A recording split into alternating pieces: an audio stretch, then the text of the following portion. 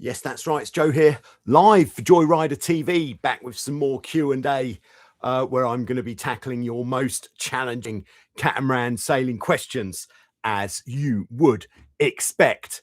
So a good amount of preload questions today, which should be very interesting.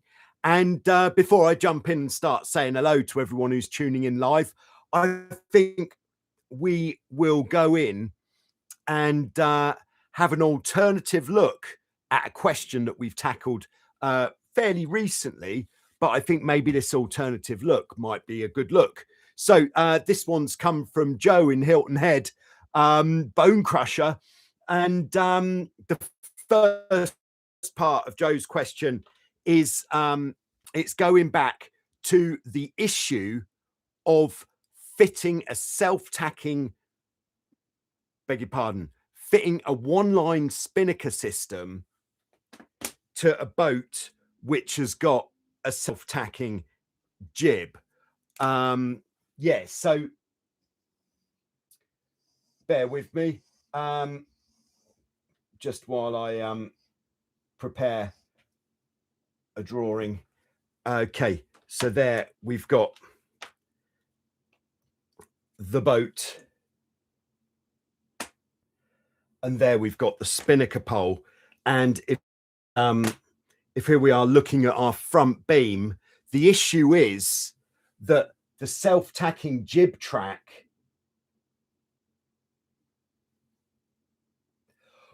on a Hobie Tiger, this is a Hobie Tiger, by the way, and various other boats have got a similar problem or issue that needs to be addressed if you want to go for a one-line system. So as standard, all of the Hobie Tigers, since it went to a self-tacking jib, what year would that have been? That would have been, I think, 2006, when the Hobie Tiger had a self-tacking jib as standard. So, and then all of the boats since then had a split spinnaker system, which meant you had one line that pulled the spinnaker to the end of the pole, and then a separate line which pulled it up the mast. And the cleat for that halyard was on the mast rather than on the beam. So the problem is, you know, if in an ideal world, you just have a cleat here. This is how it would work on a boat which has been designed with this in mind. So the tack line comes from the spinnaker through a double block and then back, tying off to the end of the sail. This end is tied onto the tack of the spinnaker.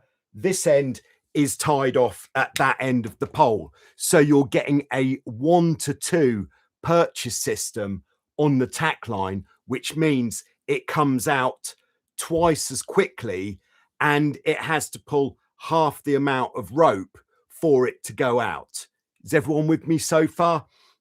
I think I'm just about with me. And then we've got a double block here. We'll do the halyard in blue, and then the halyard would come through the cleat here. Oh, let's think about what's happening. It would go through here, round,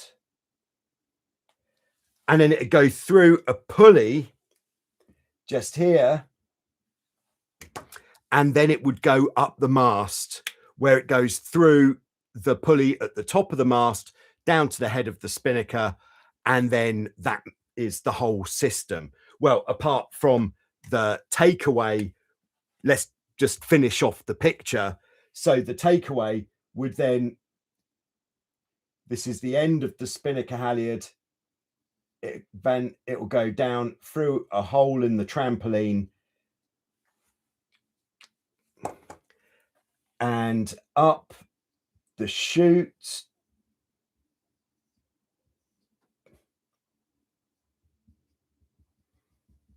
where it comes out, ties on to the retrieval points on the spinnaker, so that we pull this line to pull it back in to the spinnaker. So for those of you who don't happen to have a Hobie Tiger sitting in your personal boat park, you may ask, so what is the problem? Why can't you do that? It's because this self-tacking jib is too low down for the spinnaker halyard to go underneath, because the self-tacking jib actually hangs, if we were to look at it from the front, it's a constant curve, and from the front it hangs just slightly beneath the level of the beam. So if you were to do this, then the spinnaker halyard would catch on the car, the jib car. So this has a car on it, like a traveller car, which is attached to the jib. So that car would catch on the spinnaker halyard. There's the problem. Okay, so we've outlined the problem. All right, well done. Okay, that only took a couple of minutes. So what is the next level solution? Well, the solution that Joe's already come up with, which is a perfectly viable solution. All right, bear with me. Art and crafts department at work. All right. So mounted on the boat already from the from the split line system is a cleat here, which is far enough to the side that means the halyard has room to pass underneath the jib track. And then just to the side of that, there's already a pulley, which was part of the split line system. The halyard would come down to that pulley to make it easier to release the cleat, and it helps tidy up the rope. Now, so what Joe's done, which is, as I said, a viable solution, is pretty much what we said just now, where the spinnaker halyard comes out of the cleat, round the block, through the pulley here, and the pulley there is in a position where the track is high enough up for the line to pass underneath without it catching on the jib car. Now, the only reason why we're actually going through any of this, why I don't feel it's perfect, is because here's our mast. With the spinnaker halyard then going through this block and up the mast, it means it's starting from over here and then going in like that. Two issues with that. One is it's kind of in the way. It's not very attractive. It's something else for the crew to get caught on. If that's close into the mast, it's all running in the same position, so it's out of the way. Whereas over here, it's another thing to get snagged up on. So what would be my next level solution? It would be to replace this block here. So the block there, as it stands, is kind of like, if that's the beam, there's a eye strap, and then it's just a block which goes onto the eye strap like this. So the rope is coming in like that and then going up. Okay, seems okay. But again, this is the issue. So what I would have a look at least would be to put on the beam here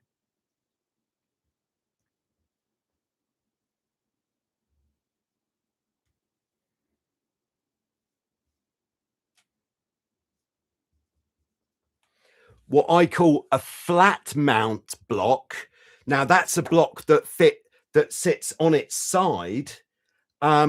So that's looking from the front of the beam. So there's the bottom of the beam. There's the dolphin striker down here.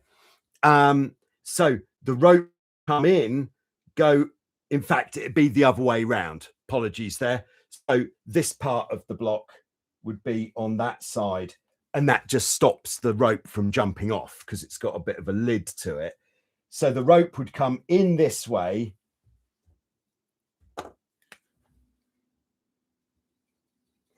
and then run down this way, right up to next to the mast, where you have a very low down, small, or in fact, doesn't need to be that low down or small, this kind of block, like that, where the rope then runs through and up the mast. Now, if the science department is out there at the moment, how much extra friction, if these two blocks are of a high quality, how much extra friction are they going to add to the system? Is it going to be quite a painful thing to have on the boat, or is it actually going to help? Answers on a postcard. That is what I see as being a pretty good solution to this problem. That it's also a problem on an FX1 if you're fitting a single line spinnaker system with the self-tacking jib on there as well. So so there we go. That is alternative solution number one. But Joe, I would, for the time being, until you've tested it on the water, stick to the solution that you've come up with, because chances are you're going to find it absolutely fine. The other thing with this solution that you've got, just before I leave this one alone, is that because the halyard is coming in at a bit of an angle, there is a chance it might affect your mast rotation. It might. So on one tack, the mast might not be as free to rotate when you've got the spinnaker up, because that line is pulling from the side a little bit. So what we need is something to take it in towards the mast and then up. But that doesn't want to be on the mast. That wants to be on the beam. We could, of course, go through here to another block like that and then up. That would work as well but it wouldn't. Sorry, I'm thinking on my feet here. It wouldn't work because that would come in and the block would want it to go straight back, but you're trying to make it go 90 degrees, which is why we need the flat mount block on there. All right. Hello and welcome to the live Q&A, everyone who's just joined. Okay, so jumping in to the live chat, starting off line honors today. First place, we've got Bobby Bruce in snowy Pennsylvania. Great to have you on board, Bobby. Do you have a video that helps with trying to pinch up? For instance, as you approach a windward mark and need to sail closer to the wind to avoid having to tack twice. No, I haven't done a video specifically on that topic. We could talk about it right now, and that's what we're here for, that kind of thing. Just bit of a clean up first, of course.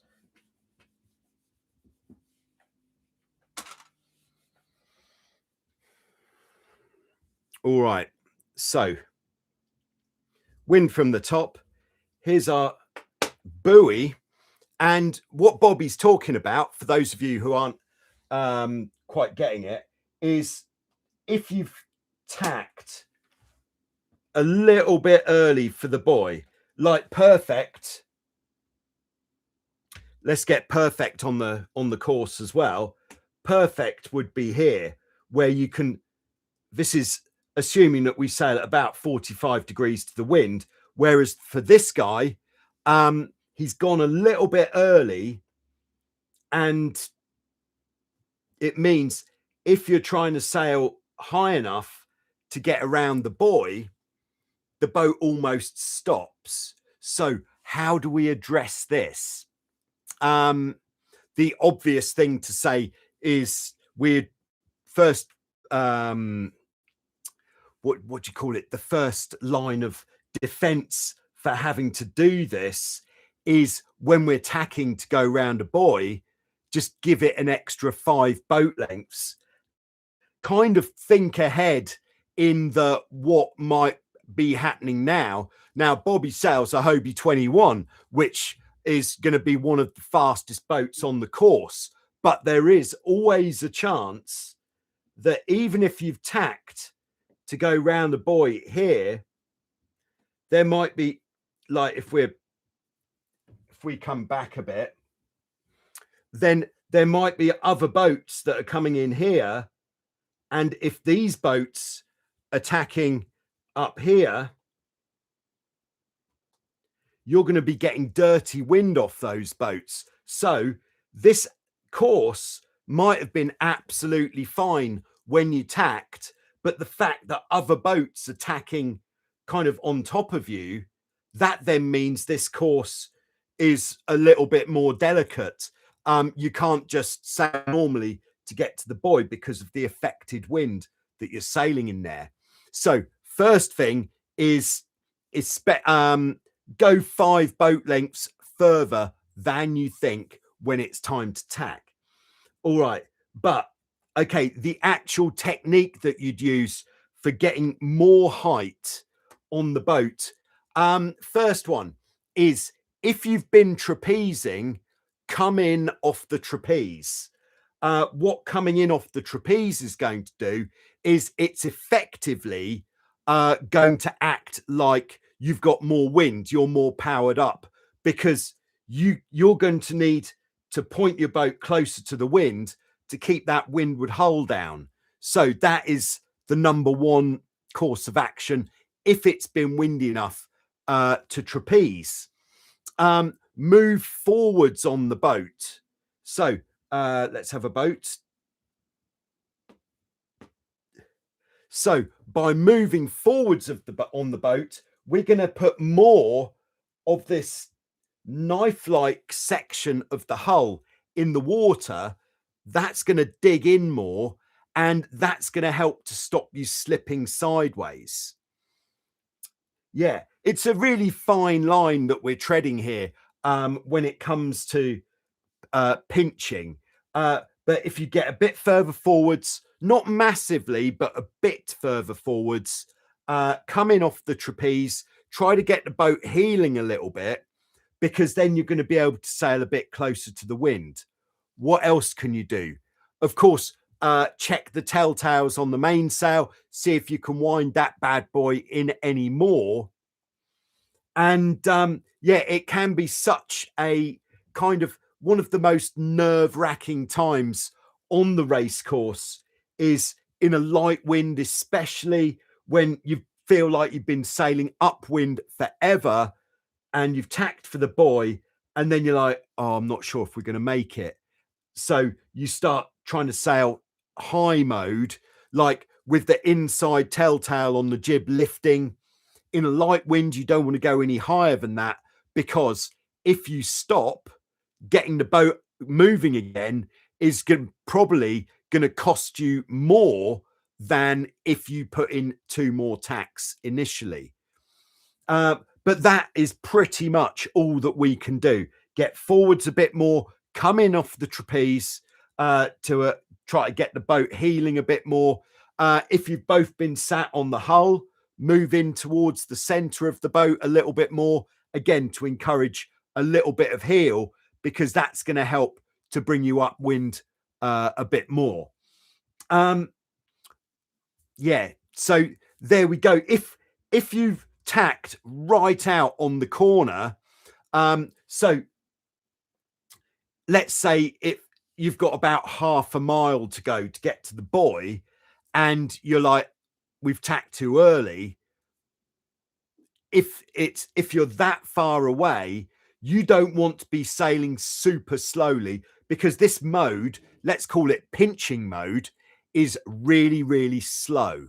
And also, it's not very efficient. Like, you don't get your foils working, your centerboards and your rudder working efficiently. So you would actually, over a larger distance, if you sailed your normal course compared to pinching mode, the boats would probably end up in a pretty similar spot, except this boat would get there much quicker because he's sailing faster. And because he's sailing faster, you're getting more lift from your centerboards, from your hulls. So you're not drifting sideways as much. So if you've got a big distance to do, then sail it properly, get the boat going fast, and accept the fact that you might have another 2 tacks to put in. Then if you do have to put another 2 tacks in, kind of be strategic about when you do it. Don't do it immediately, because if the wind shifts, first thing, if the wind shifts, you might have been sailing down here and the wind shifts, allowing you to get around the buoy. Happy days. Or you might tack again and the wind shifts, meaning that you're up here and you can't make it. Like if it came round like this, you're up here and you can't make it round the buoy. So leave it a bit later until you put your extra 2 tacks in. There we go, Bobby. I think that is all that I've got on that topic for now. Hope that helps. All right. So Bone Crusher Joe from Hilton Head is on board. 66 degrees and sunny in Hilton Head right now. Joe says, why Thursday? All is well, I hope. Yeah. Okay. It's for a selfish reason. This week it has snowed heavily in northern Greece, and tomorrow I'm hitting the mountains. So a very selfish reason for the change of schedule. I hope it hasn't upset anybody's day too much. All right, then we've got channel member Bernhard on board, who says, hi, everybody. Hi, Bernhard. Greetings from Vienna. All right. Then we've got Random in Seattle, channel member. Yeah, I'm another reason for doing this on a Thursday, as Random in Seattle has said, is it makes it feel like a Friday. So there you go. I've just brought your weekend about one day early. You're welcome. Then we've got Justin on board in Texas. What's up? Looks like we've got a set date for Hilton Head this year. Oh, yes. Exciting, sunny and 73-degree waters today in South Padre, Texas. Nice. Yeah. So it's been, I'm a bit further south in Greece where I am here on Lefkos Island. So we don't have snow. We just have horrible, drizzly, cold rain all day. Yeah, got to take these things occasionally. All right, then we've got Om Chanda on board. Hi. Om Chanda is a huge fan. Thanks very much. It's always nice to know that the good work that I do on Joyrider TV is appreciated. And of course, there's going to be more great stuff coming as we get into the summer season here in Europe. And big plans are afoot for the summer season, but I'm sitting on most of them for now. Not going to announce many at this time, although 2 announcements would be that my 2 USA trips are now locked in. Middle of September, yes, I'm coming to America to do the Hobie 16 International Championships at Ocean Springs Sailing Club, Mississippi. Yes, looking forward to that. I'm feeling that is going to be the biggest event of the season, of the whole year in terms of numbers. And then 1 month later, yes, I'm going to be back in Hilton Head. Don't know if you could see it back there. There's the Hilton Head Board of Joy. Yeah, back in Hilton Head for the 51st anniversary regatta and race clinic before the regatta. So make sure if you can get to that one or either of those events, then do it, because I'm going to be at both. And it'd be great to see you. There we go. All right. Yeah, I think that's, was I going to say something else regarding all that sort of caper? No, I don't know if I was. All right. So Joachim is on board. Channel member Joachim, great to have you with us as always. And then we've got Ahoy Aerials with us. Okay. On the Lost My Crew last year racing 3 times in a race, lost your crew. Oh, wow. Once he fell off after the race. Okay, we can kind of, after the race, we can accept that. It's not too painful. All right. 2 other times, my rigging broke for the tramp lines. Rick from Victoria Beach Yacht Club, Lake Winnipeg. Okay. Oh, Rick, sorry. Yeah. Wow, that's pretty emotional stuff, Rick. Was that all? I hope that wasn't all on the same day. Yeah, that would be quite a bad day. Oh, that's what I was going to say. The first major event of the summer or of the year is upon us now already.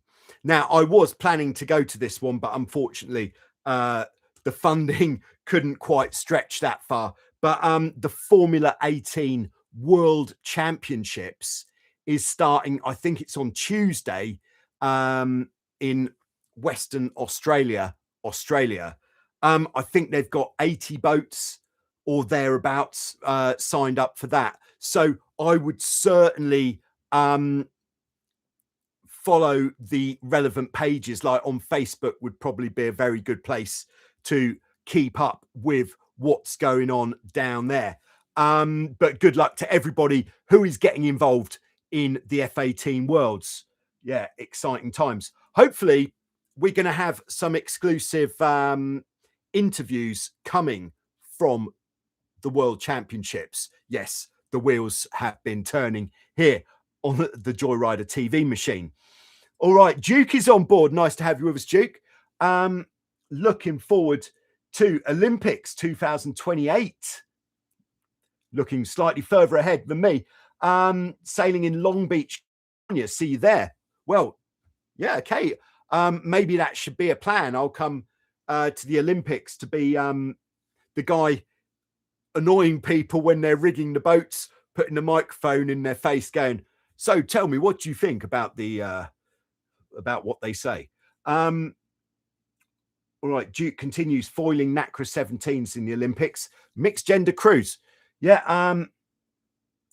I think, yeah, mixed teams. All right, Ahoy Aerials says, last week you mentioned, oh, this is Rick again. You mentioned how not to blow a tack and do the back method, dealing with 20 knots plus winds and 4 to 6 foot waves that are 1 second apart. It's not fun. Then we jibe fast and scary and a rush. Yeah, yeah, the static 3-point turn. Now, when I'm not going to go through the static 3-point turn again. We went pretty deep into this last week. So if you missed that, you know what you've got to do. But the static 3-point turn, it's really effective in strong wind. So it doesn't matter how much wind there is. And in fact, one of the reasons for doing the static 3-point turn is because maybe you've been out sailing, you capsized, and maybe it was quite an emotional capsize, or maybe by the time you've got the boat back upright, you're like, that's it, too much wind. Can we go home, please? But the boat is pointing the wrong way. It's pointing out to sea. And the last thing that you want to do is have to get the boat going so that you can tack. The static 3-point turn is definitely the weapon of choice in that situation. Just pull the main sheet in, boat will go up. When it's head to wind, You have to be a bit quicker when it's windy, but when it's head to wind, crew needs to go, I haven't got a boat there anymore, right up to the front beam. Otherwise, when you're getting head to wind, otherwise you could capsize backwards. But get the crew on the front beam when it's head to wind, reverse the rudders, boat will come round super quick. Main sheet as loose as a goose, and then just wait until the boat starts going forwards, bear away a little bit, and hopefully at that point you are going to be pointing the right way. There we go. Cheers. However, with the waves, I'll have to try that. I haven't done so, because here in Vasiliki, Lefkas, Greece, we are usually gifted with completely flat water, even when the wind is very strong, which could be why with the videos I've been putting on Instagram and Facebook, people keep calling me out for saying it's not that windy. I say it is that windy, but we just don't get any waves. Sea stays flat even when it's honking. So yeah, I need to go somewhere windy with waves so we could do some static 3-point turns in those conditions and kind of work out what we need to do to make it happen. All right, so continuing in the live chat, Bone Crusher, snowboarding for Joe, yay. That is exactly what I think. Loads of snow. Okay, Ahoy Ariel says it's minus 31 degrees here in Winnipeg, Manitoba, Canada. Wow, that is chilly. Hans is on board in Germany, maybe somewhere in the Berlin area. Hi, cat sailors out there. Yeah, nice to have you on board, Hans.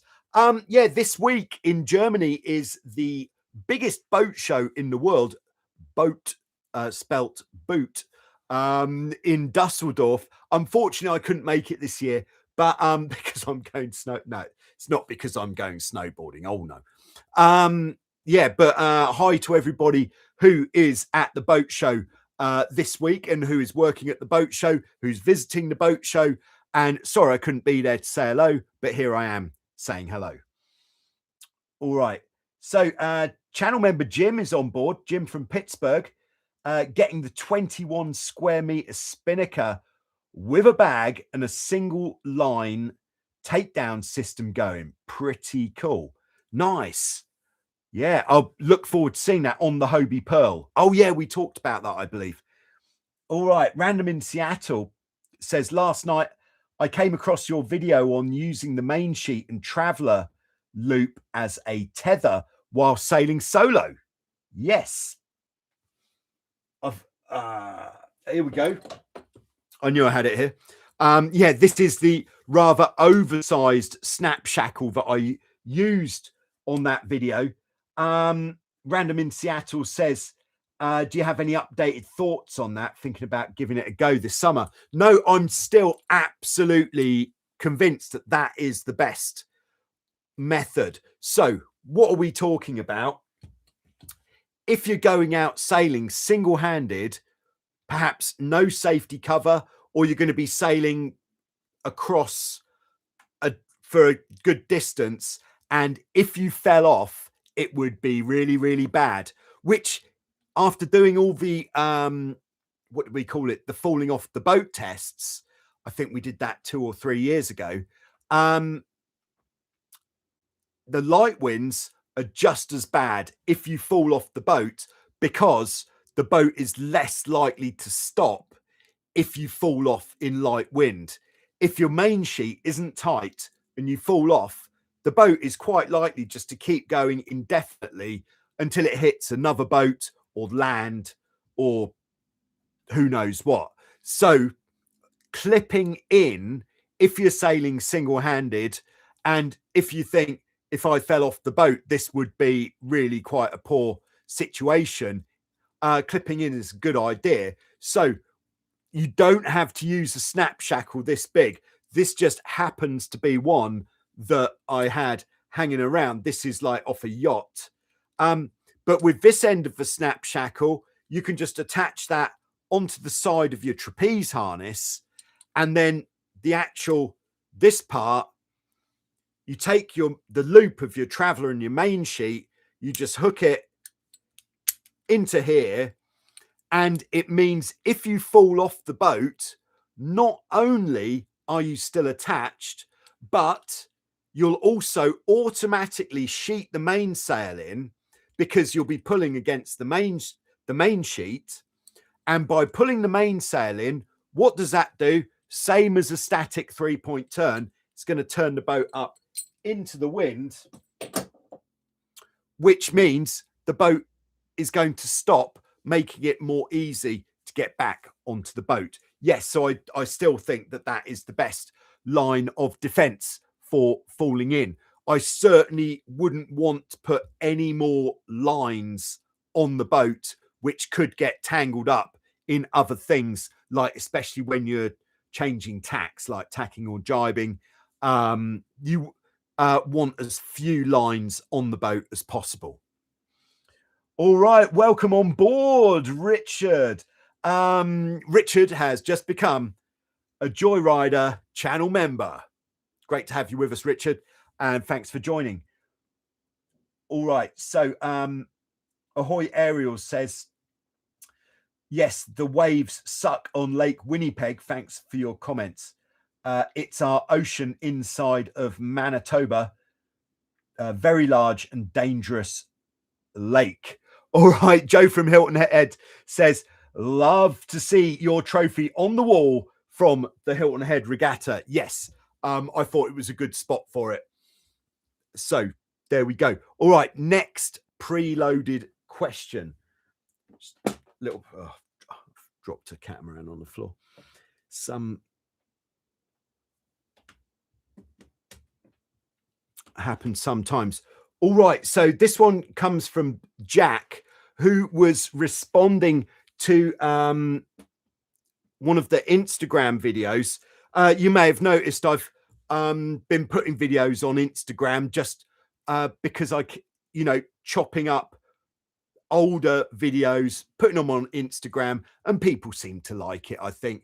And one of the videos that I put on was a backwards sailing video. And Jack said, when would I want to go backwards? Well, there are a few times, a few reasons why you might want to go backwards. So if this is the shoreline, onshore wind, and let's say maybe you're sailing at a regatta and there are quite a lot of boats on the beach, or people just who are coming back into the beach. If there's a reasonable gap, here's number one for why to go backwards.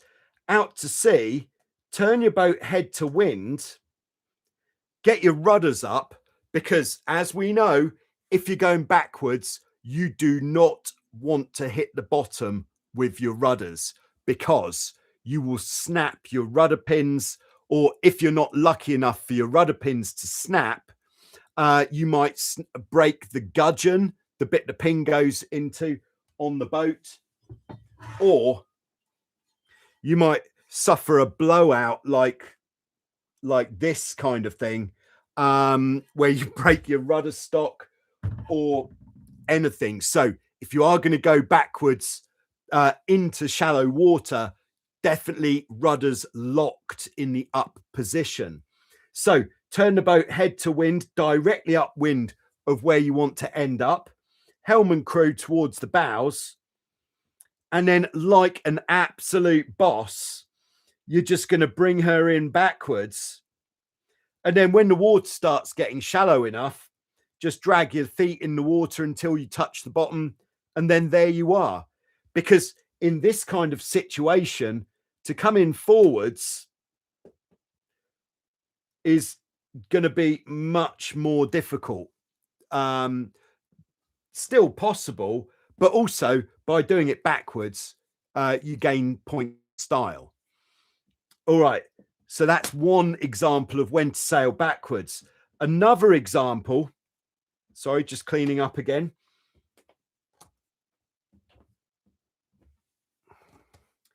would be if we flip this round. This is the sea here, this is the land. So in fact, that's a bit confusing, isn't it? The beach was there a minute ago. We can't move the beach. Offshore wind. Offshore wind, and we've got an obstruction here.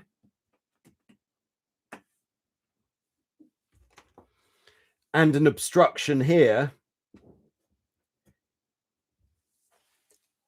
And the wind is reasonably strong. We haven't got space to be able to bear away. So what would we do? We'd put the boat probably closer to the smaller obstruction. It's pointing directly into the wind. Rudders are up. We don't even have to go in the water deeper than our knees for this. This is really nice. Rudders are up. Main sheet is loose but attached.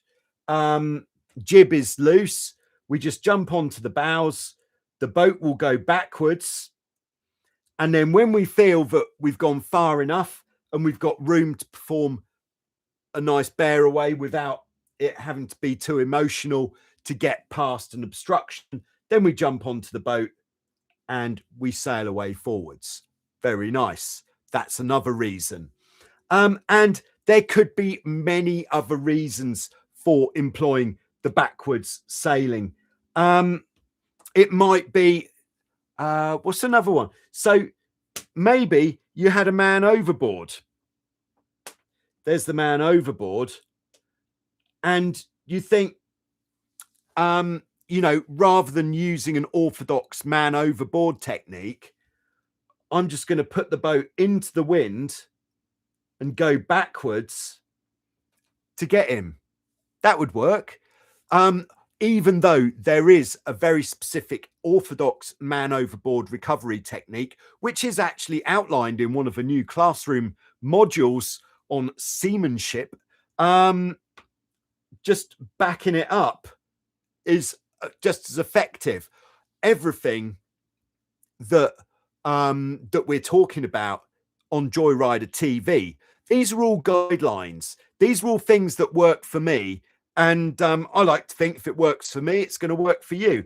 But if you find an alternative method that is more comfortable for you, or you just think this is better for me than what I saw on the video, then of course, why not? Just do what works.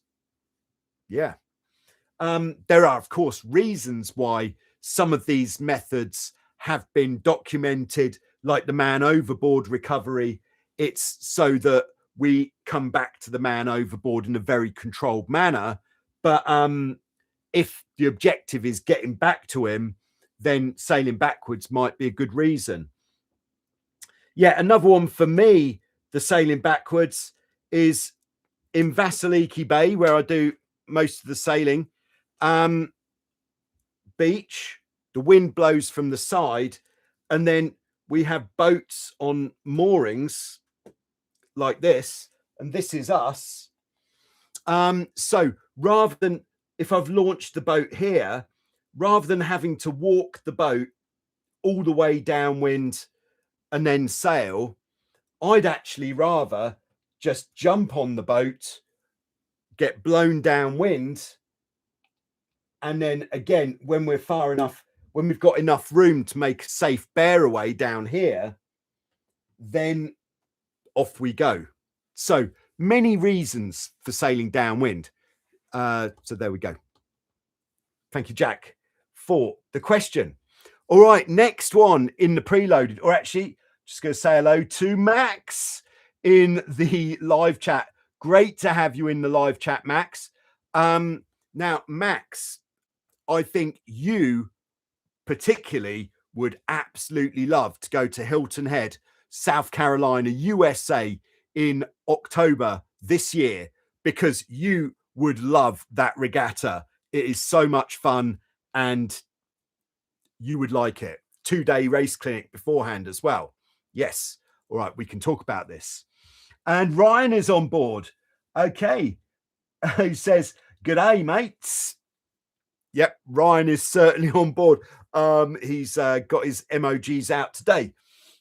All right, next one in the preloaded. Hope everyone's having a good time, by the way. Just feel like I'm doing all the talking here. Seems to be the way that these things go. All right, next one is, oh yeah, this is from Matt, who's and I would strongly recommend checking Matt's YouTube channel out. I found it so chilled out and really the opposite of Joyrider TV. Matt has a YouTube channel called Small Craft Tasmania, and it is so chilled, so relaxing, and really nicely done. Yeah, I've just come into contact with Matt in the last 10 days. And it's a pretty broad question asked. Can I liveaboard a Hobie cat? My instant thinking is probably not. Or you could, but it would be remarkably uncomfortable and probably get a bit smelly after a while. However, there are Hobie cats which are definitely more suitable for longer, let's call it longer camping trips. And this would be anything that has the big wings, like Bobby Bruce's 21 or a Hobie 18 Magnum, something like that, where we've got the wings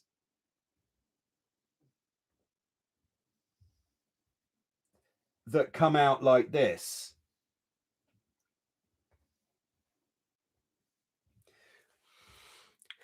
Now, why, you may ask, are these wings really good for longer periods of, like, say, a extended, like if you're going to do a 2-week camping trip? The reason these wings are good is because storage of your gear, that is the issue, I think, with any of this. Where do you store your gear? If your gear is stored on the trampoline, yes, you could, like my go-to for doing this, I haven't done it actually. I just got approached by a camping company today saying, do you want some camping gear to showcase in a video? Maybe I should. Maybe it's time that I get out into nature and do a bit of camping. I might wait till the summer though, because and I certainly wouldn't go camping on Pig Island. No. That would be awful. If you didn't see the Pig Island video, those pigs would not give you a good night's sleep. That is for sure. So my usual sort of inclination of where would you put all your stuff on the boat would be to take a bag, a bit like a windsurfing quiver bag. If you don't know what that is, it'd be like one of Chris Picknally's sail bags, like a big sail bag with a zip on it, where you can store a lot of things. It's all enclosed in one bag, but I say like that sort of bag, except a dry bag, so that anything you put in is not going to get wet. And then to have it go across the boat like this, that is going to be the best spot. It's going to be the most out of the way, and it's not going to upset the balance of the boat too much. It's kind of going to be sat on top of the main bit of the volume of the boat. However, it's still going to be in the way and it's going to be getting a bit wet. Whereas if you've got the wings, what you could do is split your load into 2 smaller bags, strap those on top of the wings, so that they're in the position where the majority of the volume is in the hulls. And then you'll hardly get affected by those being there at all. One of the things that makes me think this is because years ago, I can't remember where he sailed, but I think there was some people who sailed across the Atlantic in something like a Hobie 18. It was quite a long time. It's probably a good 30 years ago now. And it was on something like a Hobie 18 with wings.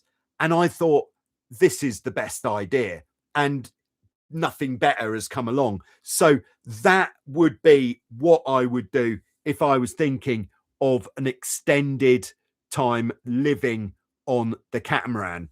And then also with the wings, what that means is if you've got something you could put between the wings, then you could, or actually don't, I'm thinking on my feet here.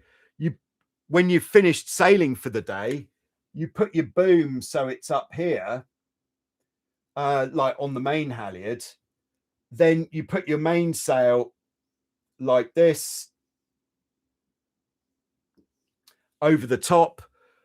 Nice tent. But then you would probably want to, as well as that, put your actual tent on the trampoline.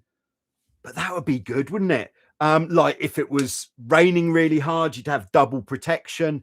If it was really hot, and it was, you know, you didn't want to get up at the crack of dawn, you'd have some protection from the sun. Yeah, we're into this. I think this is something that might happen. Very nice. Okay, thanks very much for the question, Matt. All right. So the next one, before I go back into the live chat, Random in Seattle is of course in the live chat, and he's got me a pre-loaded question, which is, because I'm just going to call you Random, if I may. Random has been watching the seamanship module in the Joyrider Classroom series, available to all Joyrider Academy channel members and on Patreon, or you can just make a one-time purchase and own the course for life. There's going to be 20 modules in total. There's already 11 modules up there covering a wide range of topics on catamaran sailing. Each module is split into lessons which are around, I say 10 minutes, but it's more like 13, 14 minutes. And most modules have 6 or 7 lessons in it. So you've got well over an hour's classroom session in each module. And by the time we've got to 20 modules, I think there's not going to be much about catamaran sailing that's not going to be in there. So if you really want to get a deeper understanding of everything about catamaran sailing, the Joyrider Classroom series might be what you're looking for. Sorry, that felt a bit like a commercial break. Yeah, but anyway, yeah, so Random said man overboard technique, if you've got the spinnaker up. All right, yeah, so yeah, this is a very good question. What would you do if it was a light wind, spinnaker up, man overboard? Then I would just let the spinnaker flap and pick up the man overboard. Or there's more, like I was saying before, there's more than one way of doing a lot of these things. So the ideal would be to get the spinnaker down first. So if you can get the spinnaker down, and it doesn't need to be all the way down, all you need to do is get enough of the spinnaker into the chute, which would be the point where the retrieval points pull into the chute. Get that much spinnaker in, because once you've got that much in, the spinnaker can't go in the water. And that is what we're trying to avoid when we're putting the spinnaker up and down. So get the spinnaker halfway in and then perform the normal man overboard recovery sequence. But what else could we do? light winds, we could just let the spinnaker flap and put the boat head to wind. And like I was saying just now, allow the boat to go backwards. You'd have to steer in reverse to get back to the man overboard. But everything kind of points towards it's going to be better to put it away. When would it not be better to put it away? I think if you were racing, that would be the only time, because you want to get back underway as soon as you can. So sailing along, splash, oh dear, let the spinnaker flap, let the boat drift backwards. Here we go. There's your man overboard there.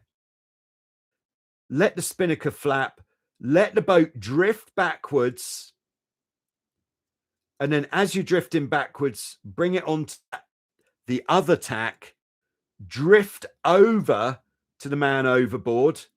He'll definitely hear you coming with your flapping spinnaker, and then he could climb on the leeward side. That would definitely be a leeward side boarding, which isn't what we usually go for. But with the spinnaker up, if time was of the essence and you didn't want to drop it, that would be the kind of maneuver that I'd be looking at. Yeah. All right, some options there. All right, so back into the live chat.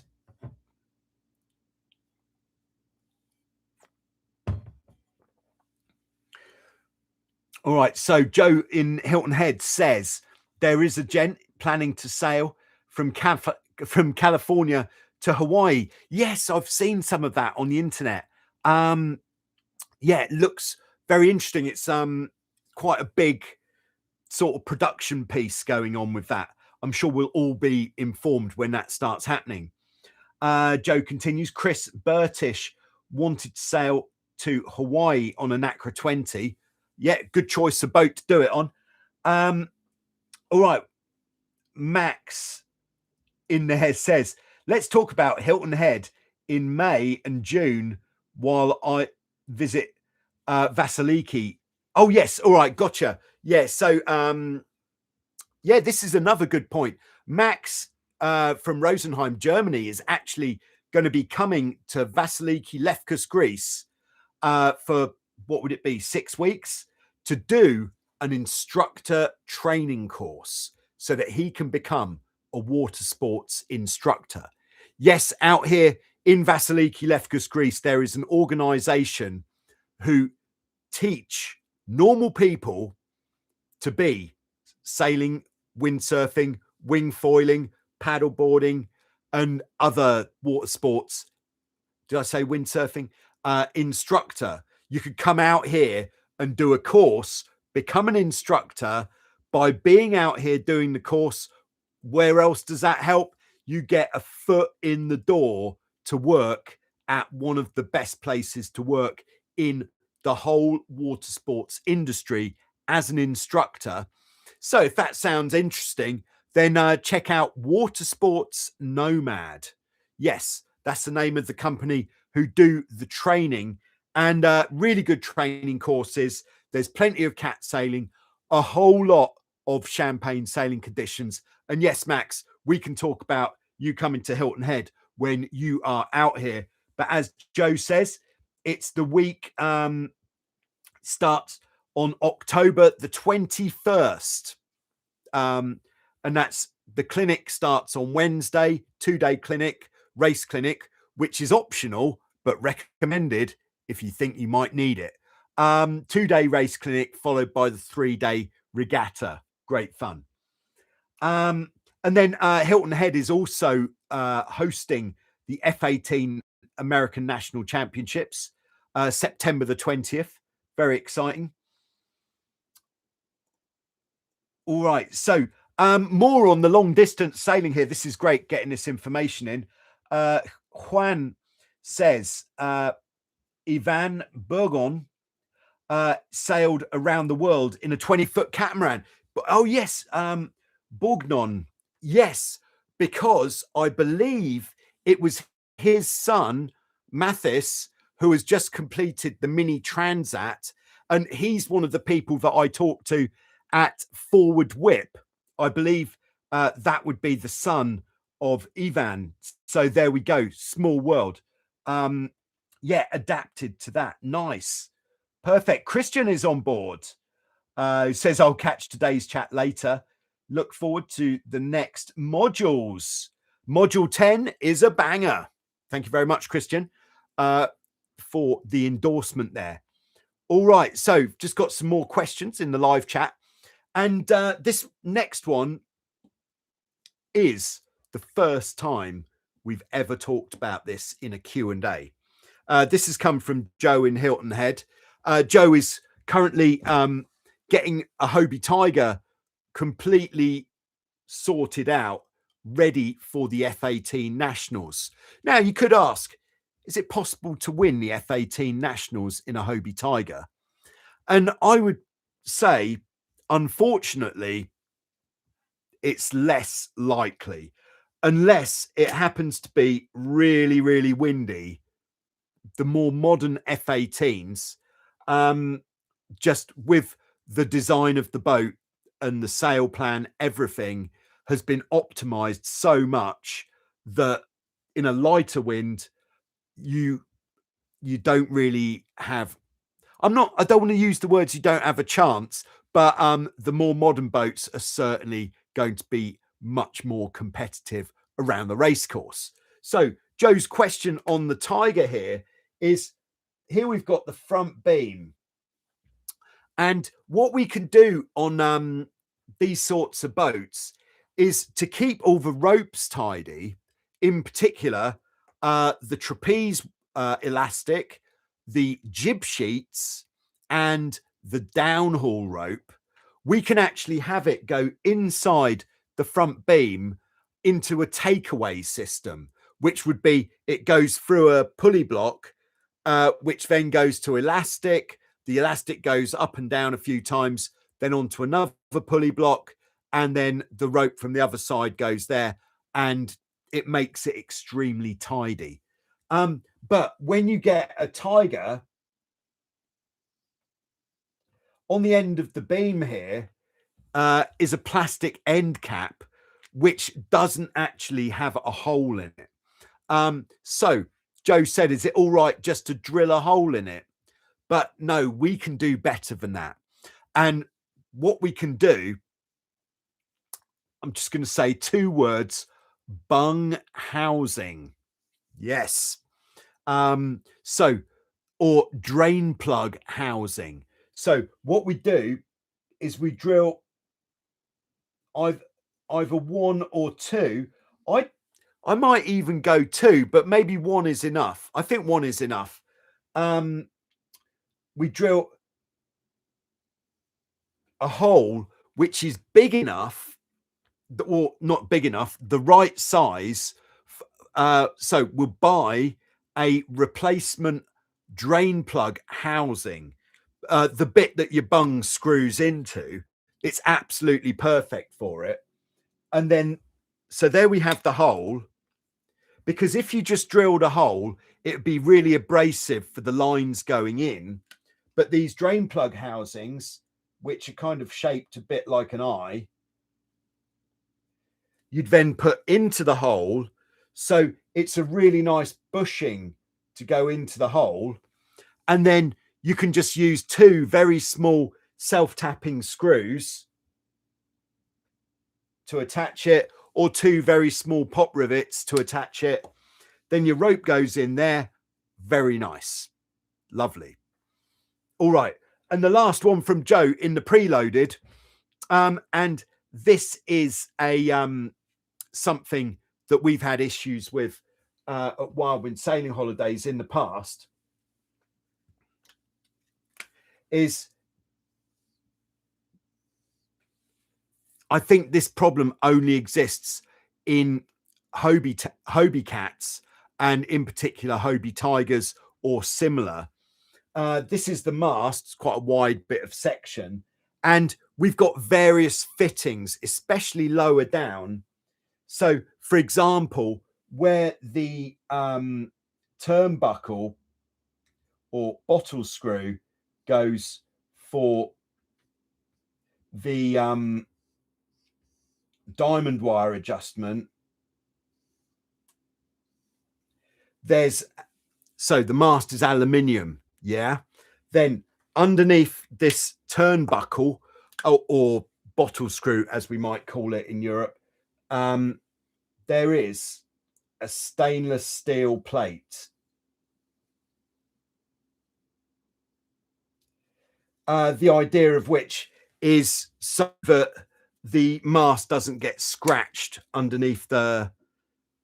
In fact, I might have made this a bit too big. Now, what happens over time is corrosion starts to happen due to the chemical reaction between the stainless steel or inox and the aluminium, which means this bit of mast round here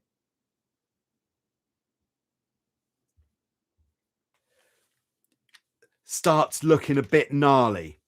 Now, unfortunately, this can be reasonably significantly bad news, but if you catch it early enough, so it's like the chemical reaction between the metals, and it's kind of been accelerated by the fact that we're getting salt water on there and probably not washing it as thoroughly or often as we should. And the whole thing is just compounding into a lot of corrosion.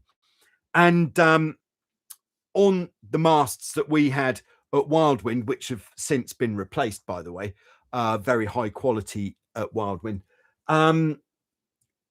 we were thinking, we looked under one of these plates and there was, no word of a lie, a dirty, great big hole underneath the plate. And it looked like it had been eaten by insects or something, but it was just corrosion that had made a hole probably about the size of a large SD card. And it was like, wow, okay. And then we started taking other fittings off, and there was holes underneath the fittings. So what can you do about it? If you catch it early enough, you could take the fittings off, put some barrier paste between the stainless and the aluminium, put the fitting back on. But would I do that? I'm not sure that I would, because if you take the fitting off, then chances are the holes where the pop rivets are going to be bigger than they used to be, so they won't take a new rivet. It's more likely to leak. So what would I do? Maybe smear barrier paste, try to wedge it in where there are gaps in between the aluminium and the stainless. I don't know. Anyone from the science department who wants to jump in on this, you are very welcome. Even if you're watching later, what would you do? Would you take the fitting off? And then if you take the fitting off and you see that there's a big hole underneath, then what would you do? What we did at the time before we replaced the masts is we actually took some donor masts and got plates actually welded, aluminium welding, who knew, to close the holes. So big size plates that were welded over the top. Yeah, so not the best news when that starts happening, but I would just, as a start, be washing those areas and anywhere like on the front beam, the fittings on the front beam as well, as often as possible. All right, so all right, Bone Crusher says Captain Aubrey with the 3D printer. Oh yes, and I believe that Captain Aubrey is online. Yes, Captain Aubrey, someone else that I met in Hilton Head. In fact, we were housemates. Very, very good too. And I hope you're doing well there, Captain Aubrey, in sunny Fairhope.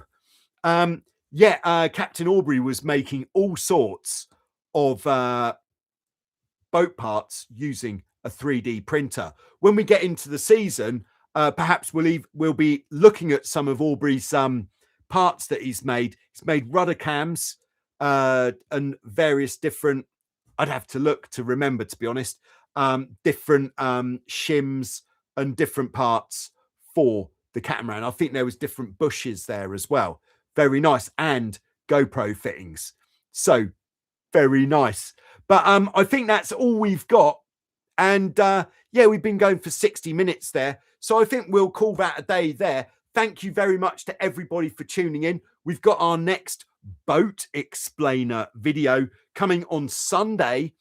Very exciting. And you know, I don't think I need to keep it secret. Yes, it's going to be about the Formula 18 because the Formula 18 Worlds is just coming. So I thought for those of you who don't know much about the Formula 18, it's a good way to learn some more about the F18. All right. So there we go. All right. Thank you so much. And thank you so much. Good luck with your mast, Joe. And good luck, everybody else. I hope you have a great weekend. Long weekend this week because we've done this early. So, yes, take the day off work tomorrow, I think. All right. And I'll see you soon with some more on Joyrider TV.